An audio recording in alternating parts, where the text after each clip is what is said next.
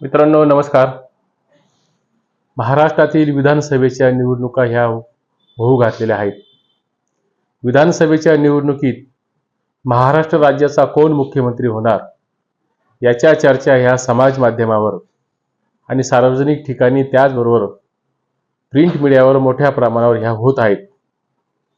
विधानसभेच्या निवडणुकीत नवरदेव दाखवा तर आणि तरच लग्न होईल, चेहऱ्याशिवाय पुढे जाण्यास धोका आहे आणि उद्धव ठाकरेंकडे पाहून महाराष्ट्रातील जनतेने लोकसभेतील हे मतदान केलेलं आहे असा नवीन आणि तरकट शोध हा पक्षाचे प्रवक्ते असलेल्या उद्धव बाळासाहेब ठाकरे पक्षाचे प्रवक्ते असलेल्या संजय राऊतांनी अलीकडे लावलाय.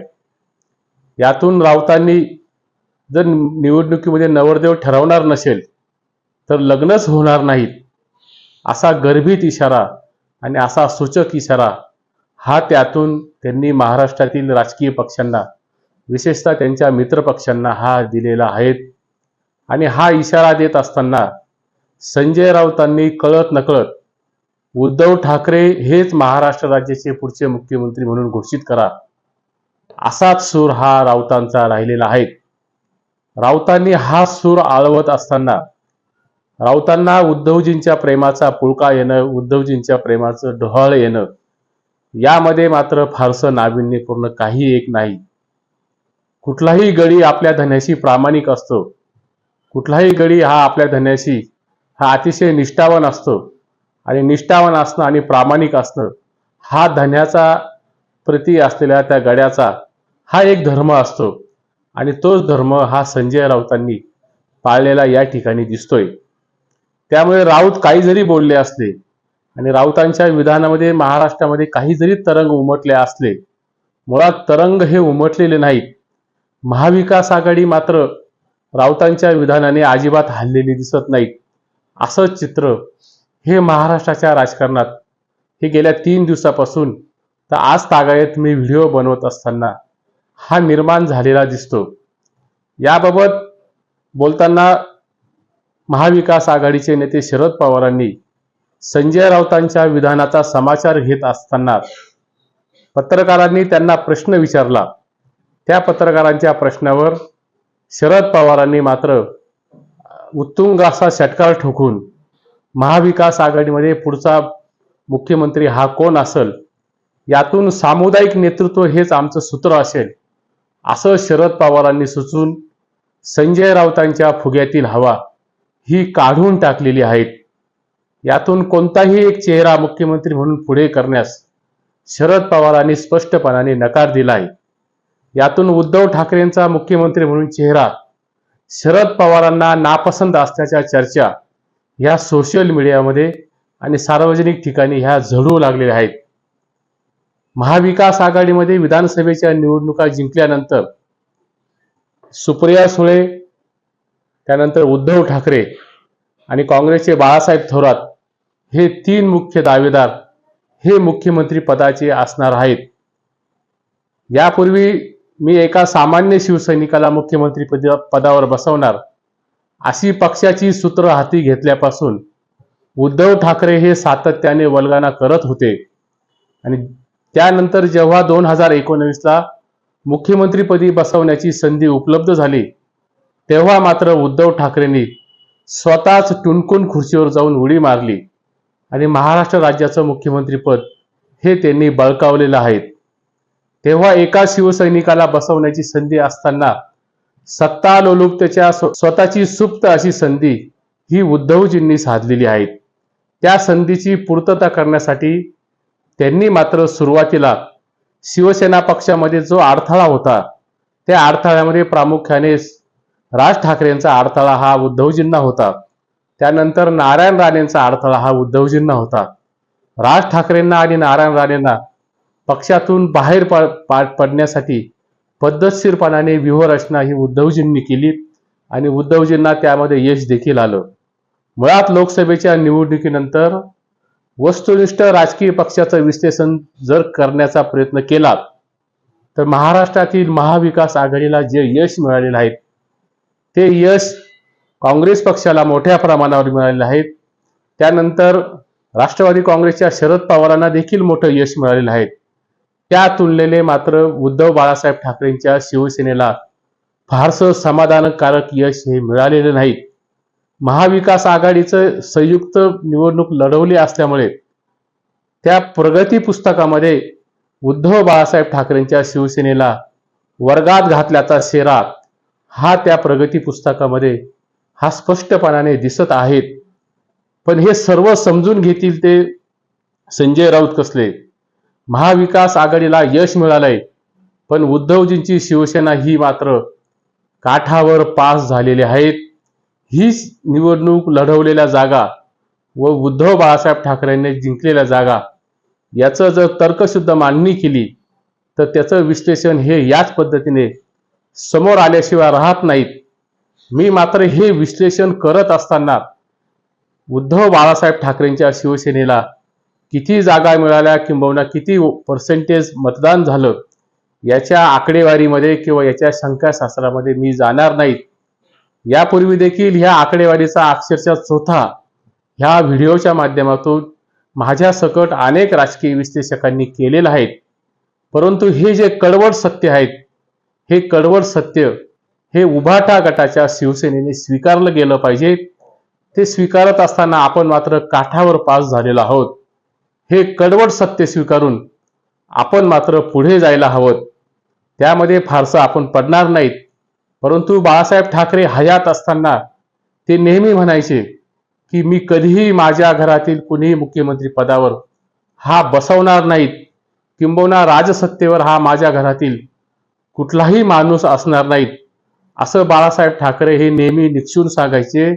आणि बाळासाहेब ठाकरेंनी त्यांच्या मृत्यूपर्यंत हा जो ठाकरी बाणा होता तो ठाकरी बाणा शेवटपर्यंत जपला आणि जोपासला.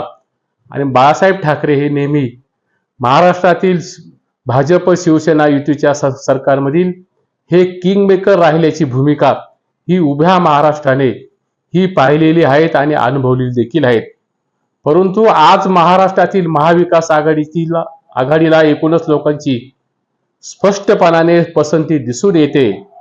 परंतु ती पसंती ही आघाडीच्या नेत्यांनी गृहीत धरून मुख्यमंत्री पदासाठी जर आपापसात वादविवाद आपापसात वादंग निर्माण करण्याचा किंबहुना भांडण्याचा प्रयत्न हा जर भविष्यात 3-3.5 महिन्यात झाला तर त्यातून मात्र महाविकास आघाडीचा कपाळ मोक्ष झाल्याशिवाय राहणार नाहीत.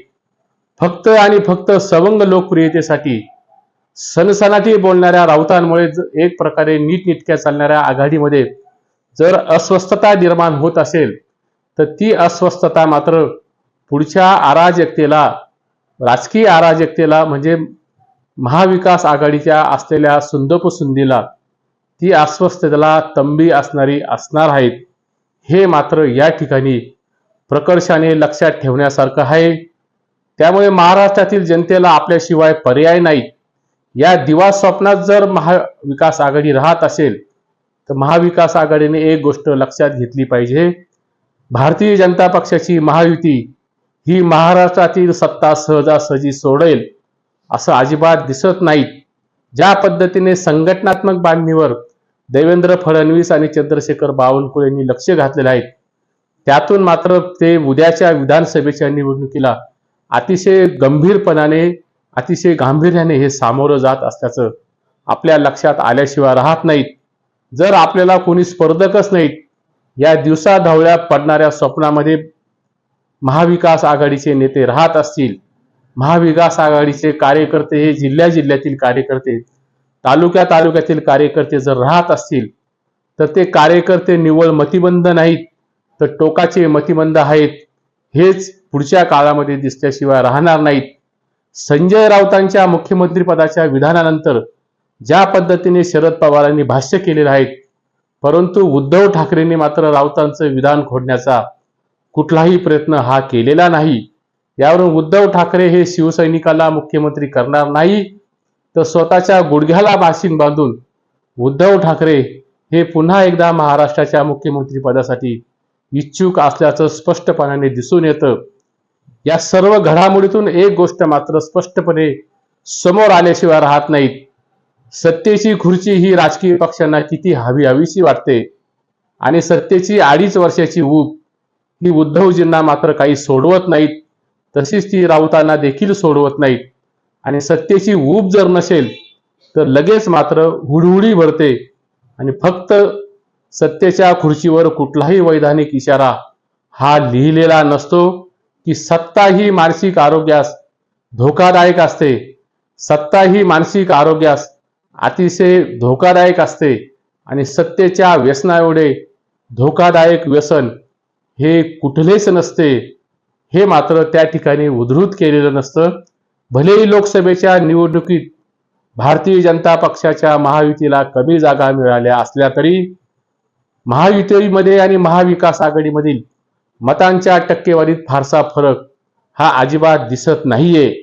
महाविकास आघाडीपेक्षा 0.30% मते हे भारतीय जनता पक्षाच्या महायुतीला कमी मिळालेली हे आकडेवारीतून दिसतंय. मुंबईत तर भारतीय जनता पक्षाला कमी जागा मिळाल्या असताना देखील महाविकास आघाडीपेक्षा 2.25 लाख मते ही भारतीय जनता पक्षाच्या महायुतीला ही मिळालेली दिसते. म्हणजे भारतीय जनता पक्षाच्या महायुतीवरील विश्वास हा मतदारांचा आणि जनतेचा कमी झालेला नाही. हे मात्र यातून अधोरेखित झाल्याशिवाय राहणार नाहीत. आणि त्यातून मात्र महाविकास आघाडीला जर प्रेमाचं भरतं आलं असेल, विजयाचं भरतं आलं असेल, तर त्या मशगूल अशा धुंदीतून महाविकास आघाडीने बाहेर येण्याची खूप मोठी आवश्यकता आहे. राजकारण करत असताना राजकारणात बरेचसे निर्णय हे चुकत असतात.